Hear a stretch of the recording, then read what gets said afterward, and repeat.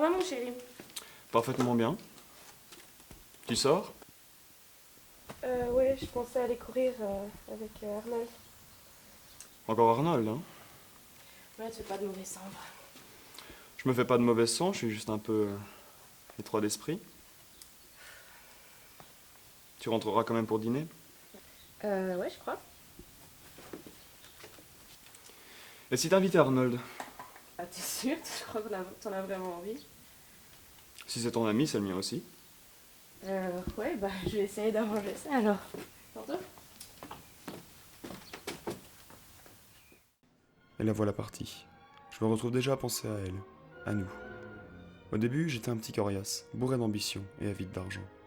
D'argent et de respect.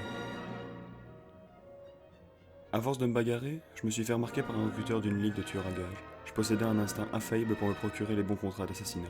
Ils étaient toujours fructueux. En conséquence, je gagnais des ailes en masse. Mais pas assez.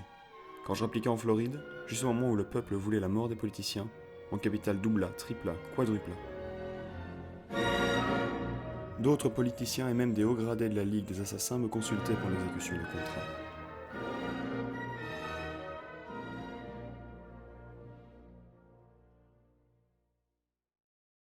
J'étais devenu quelqu'un d'important, de respectable. Cela au moins était acquis. Mais il me manquait encore quelque chose. Quand j'avais rencontré Cindy, elle travaillait pour le compte d'un riche entrepreneur. Elle était belle, décorative. Elle recevait les présents et les faveurs comme quelque chose qui allait de soi. C'est comme ça qu'elle accepta ma demande en mariage. Même si je ne vous aime pas, Dave, Vous êtes la femme qu'il me faut. il faut que vous sachiez une chose. J'aime ma petite personne. Je m'aime énormément. De ce côté-là, je peux pas dire que je me déteste. On fera une fine équipe tous les deux. En guise de cadeau de fiançailles, je lui fis don d'une grande maison en pleine campagne. Je trouvais les premiers mois de notre mariage tout à fait satisfaisants. Mais quelque chose allait malheureusement tout changer. Monsieur Armet. Docteur, rentrez, je vous en prie, asseyez-vous. Merci. Vous avez eu les résultats d'analyse? Oui, et il semblerait que vous soyez atteint du syndrome de Guillain-Barré. C'est un syndrome neurologique qui atteint une personne sur 1000 et vous allez perdre progressivement l'usage de vos jambes. Il y a un espoir de rémission? Aucun. J'aurais bien voulu arrêter de penser aux changements qui étaient intervenus dans le comportement de Cindy après ma maladie. Mais je ne pouvais pas. Et il y avait maintenant le dénommé Arnold Barrett. Arnold ne possédait rien en dehors de son physique. Et Cindy était affligée d'un mari incapable de faire quoi que ce soit, ne vivant que grâce à un mécanisme.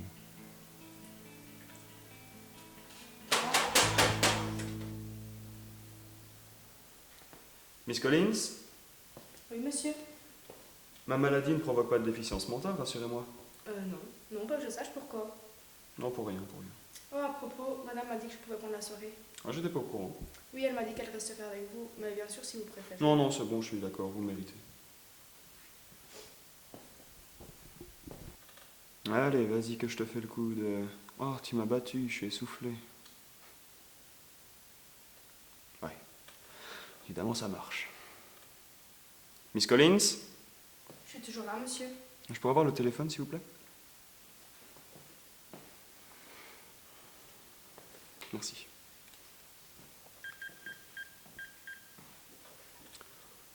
Oui, bonjour. Un plat à livrer, s'il vous plaît, oui. Pour 2 personnes.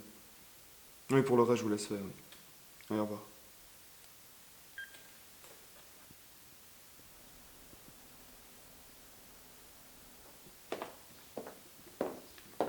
Bonsoir Dave. Bonsoir. La course s'est bien passée? Magnifiquement bien. Elle a une très bonne condition physique. Vous savez, il n'y a pas que dans ce domaine qu'il y a des bonnes.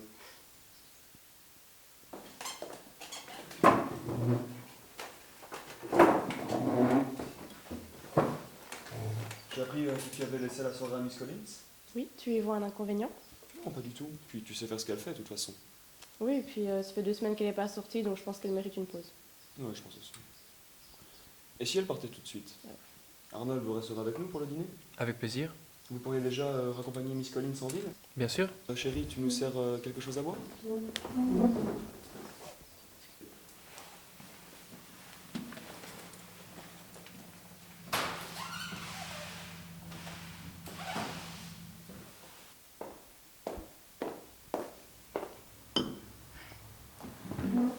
Il a pris ma bagnole, le con. J'espère que ce sera sans douleur. De quoi tu parles? De l'assassinat. Mais enfin, quoi? Tu sais, Cindy, je connais les gens, je les connais bien. Inutile de me faire un dessin. Ça aurait été plaisant pendant un moment, non? Oui, Dave, ça a été parfait tant que tu étais encore valide. Ça va maintenant, c'est différent. Tu es plus mort que vif, tu te plains constamment, je pensais que tu voulais te tuer. Non, Cindy. Et ça prouve que tu me connais bien mal. Tu sais, mon existence dans ce siège n'est pas si pénible, à condition qu'on m'aide un peu. Je peux lire, jouer aux cartes, m'occuper de mes affaires par téléphone, profiter d'une petite brise d'air sur la terrasse. Et j'aime me souvenir que je suis parti de rien et que j'ai réussi à avoir cette maison. Qu'est-ce qu'un homme pourrait demander de plus? Rien, sauf une femme. Tu ne m'as jamais appartenu. Si, Dave, pendant un bout de temps, je t'ai donné tout ce que je pouvais. Maintenant, j'ai plus rien de toi. C'est la vérité dans toute sa simplicité. C'est la vie, il faut l'accepter. Sans honte, ni remords, ni sentiment? C'est toi qui as commencé à parler de ça. Oh, s'il te plaît, Cindy, on a passé l'âge de savoir qui a commencé. Tout ce que je veux dire, c'est que c'est toi qui as commencé à en parler. Moi, je veux en parler. Parce qu'il y a Arnold maintenant. Et un homme plus mort que vif qui te sépare de tout l'argent. Alors, c'est pour ce soir? Est-ce que tu veux réellement le savoir? Non, pas vraiment, non. Comment ça va se passer? Un accident? Une chute fatale? Personne ne pourra me reprocher quoi que ce soit. Certains auront peut-être des doutes. Et alors, suspecter et prouver sont deux choses très différentes. Encore une réalité sèche et brutale qu'il faut que tu acceptes. Tu ne peux rien faire, tu ne peux même pas te déplacer, Dave, tu es à ma merci. En effet. Néanmoins, je tiens à insister sur un point. Je ne veux pas qu'il y ait de douleur. Je suis vraiment navrée que tu aies placé la conversation sur ce terrain, Dave. J'ai vu que tu as été courageux quand la maladie t'a frappé, et maintenant je me rends compte à quel point tu l'as été. Sache que je ne l'oublierai jamais. Cette soirée va être sinistre, je le crains. Encore une fois, je te le répète, c'est toi qui t'es engagé sur ce terrain. Je le précise, je veux que ce soit un dollar. Mais parfois, je me demande vraiment si t'as encore toute ta tête. Très bien, monsieur.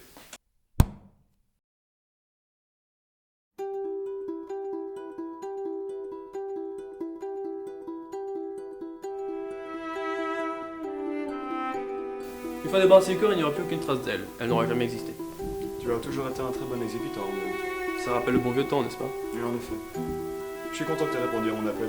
Tu recevras l'argent une fois de retour à Chicago. Quelqu'un te l'apportera. Ça marche. Maintenant... Je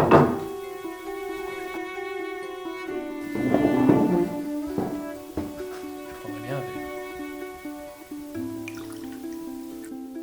C'était un homme efficace.